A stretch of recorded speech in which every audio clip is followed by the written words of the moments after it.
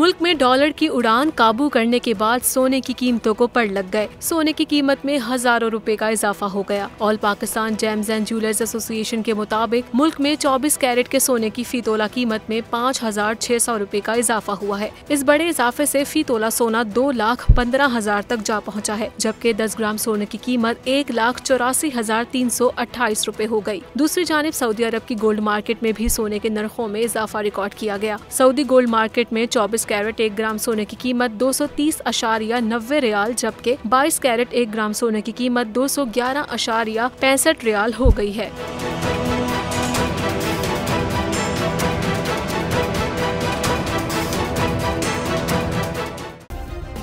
Subscribe करें और bell दबाएं ताकि कोई खबर रह न जाए।